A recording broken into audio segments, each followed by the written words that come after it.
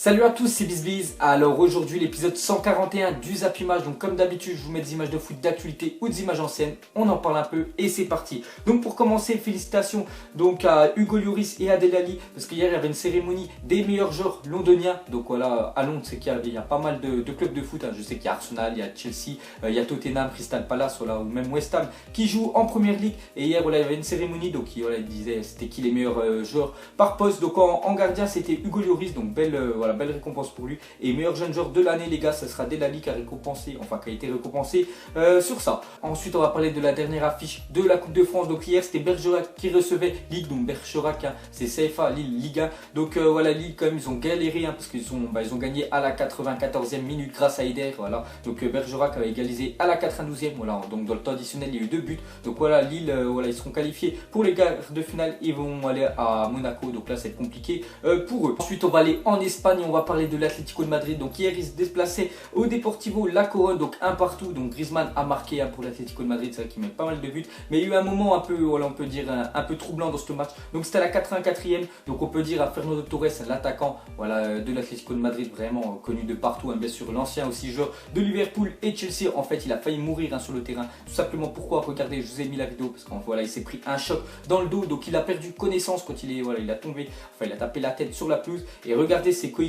Donc on voit que son coéquipier croate de l'Atlético de Madrid, il s'est précipité sur lui, surtout pour lui retirer la langue, parce qu'en fait, si la langue elle reste au fond de sa gorge, mais en fait, il arrête de respirer et bien sûr, il meurt. Donc voilà, ils sont précipités pour lui enlever la langue. Donc vraiment très beau geste de ce coéquipier croate. Donc c'est compliqué à le prononcer, je sais pas si vous arrivez. Donc regardez, donc très beau geste auprès afin que ce dernier n'avale pas la langue et après avoir perdu connaissance. Donc on peut dire qu'il a sauvé quand même la vie de Fernando Torres. Donc on en sait un peu plus sur l'état de forme de Torres. Donc on voit que les nouvelles sont rassurantes pour El Niño. Donc pas de lésion traumatique. Donc Torres, je pense l'Atlético, ils vont laisser au repos pendant 1 ou 2 semaines, tranquillement. Et il retrouvera les terrains. Et c'est là où on veut voir bien sûr Torres sur les terrains. Ensuite, une déclaration de Krychowiak. Donc il a dit: c'est la première fois de ma carrière que j'ai du mal à me faire une place dans l'équipe. Donc Krychowiak, pour ceux qui ne savent pas, il est arrivé cette année au PSG. Et il faut avouer qu'Unai Emery, puisque c'est son ancien entraîneur bien sûr à FC Séville. En fait, il ne lui fait pas du tout confiance. Après, le milieu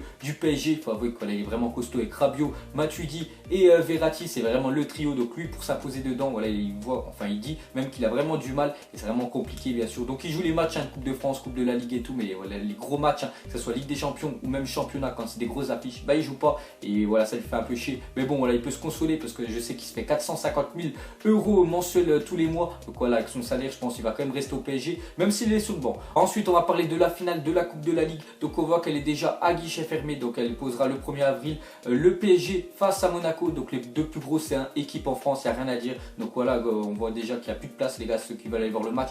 Donc maintenant ça sera à la télé. Ensuite, on va ouvrir la page transfert. Donc selon le mercato quotidien, le Milan AC va recruter Isco et Morata. Donc les deux internationaux espagnols seraient la priorité absolue de l'écurie lombarde. Donc voilà l'équipe bien sûr du Milan. Donc l'année prochaine, c'est vrai que le Milan, ça fait quelques temps quand même qu'on les voit plus en Ligue des Champions ou même en Europa League. Avant c'était une très grosse équipe, je crois ils ont gagné au moins 7 ou 8 Ligue des Champions, je me souviens plus exactement. Donc ça reste quand même une énorme équipe, Milan AC. Et là ils essaient de se reconstruire et je sais qu'il y a des Chinois qui ont investi de l'argent dans le club. Donc l'année prochaine à mon avis ils vont recruter vraiment du lourd Milan AC. Ensuite, on va parler de Alexis Sanchez, donc esselé du côté de la Première Ligue, serait selon plusieurs médias sur le point d'étudier les possibilités d'effectuer un retour dans la Liga, bien sûr. Donc un retour peut-être à l'Atlético de Madrid. Donc avant, bien sûr, il joue au Barça. Et là, s'il va à l'Atlético de Madrid, ce serait vraiment un club parfait pour lui. Et je le verrai exactement là-bas. Donc on verra. Pour moi, déjà, c'est sûr à 100% qu'il va partir Arsenal. Parce que même lui, il avait dit qu'il ne comptait pas reprolonger Arsenal. Parce que il a envie de gagner maintenant des titres.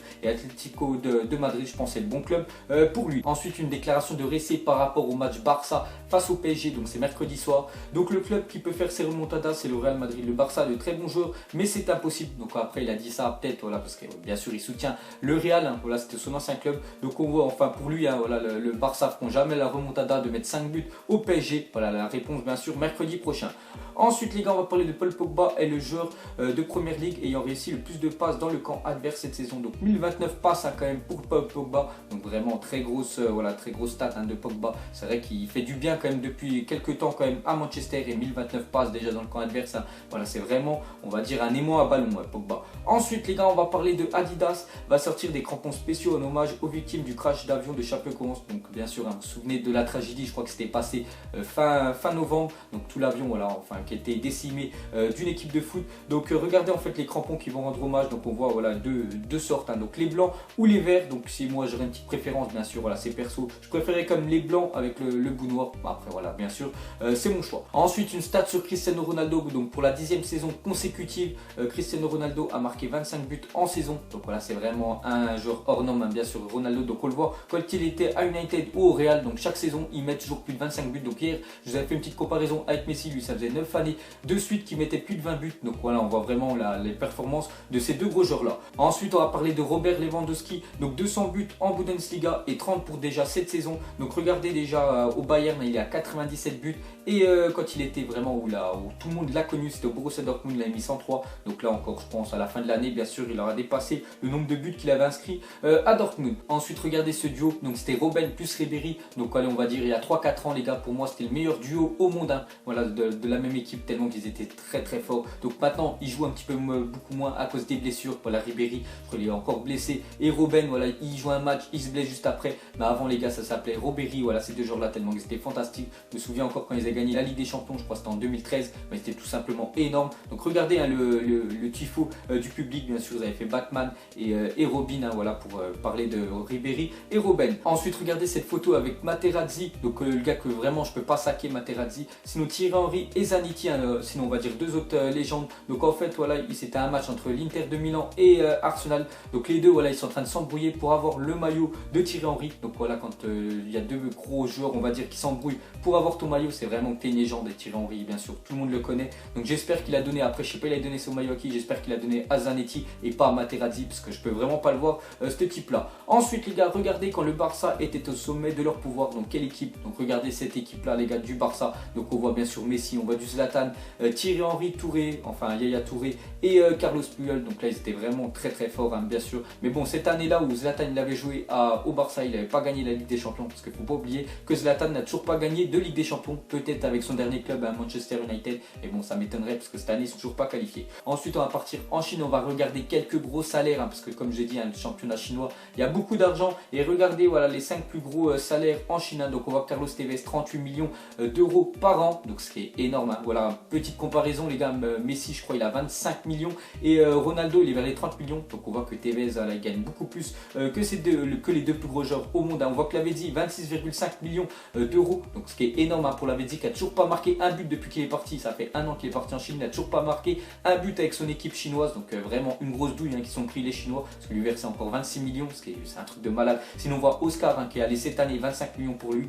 Hulk, ça fait déjà quelques années qu'il est là-bas, et Witzel, hein, qui a rejoint son équipe, parce qu'il avait dit à la Juve on lui proposait 5 millions par an, et en Chine on lui proposait 18 millions. Donc il a dit pour le bien de sa famille, hein, à 5 millions il ne pouvait pas vivre, donc il a préféré bien sûr les 18 millions chinois. Ensuite regardez les différents ballons utilisés pendant les coupes du monde. Donc on voit que le premier, voilà, en Uruguay, c'était vraiment un ballon à l'ancienne. Bon après, avant les gars ils connaissaient pas toutes les nouvelles normes, hein, bien sûr, qu'il faut maintenant, et jusqu'au dernier ballon de la coupe du monde 2014 au Brésil. Donc regardez tous ces ballons là, et on en voit le ballon voilà 1998 où il y avait eu l'équipe de France à gagner sa coupe du monde. Donc regardez, c'était le bleu que j'ai chez moi. Donc après, s'il y en a un que vous préférez, vous me mettrez en commentaire c'était lequel, mais sinon on voit que tous qui sont sponsorisés par Adidas. Ensuite on va parler du Real Madrid, a marqué au moins un but lors de chacun de ses 45 derniers matchs, toutes compétitions confondues, une première pour un club de la Liga. Donc voilà les gars, le Real, encore une petite info que vous saurez en plus. Donc ça fait sur leurs 45 derniers matchs les gars, ils ont toujours mis un but, hein. Voilà, après c'est vrai que vu le trio offensif qu'ils ont, donc ils sont obligés, hein, bien sûr le Real, hein, voilà, c'est une machine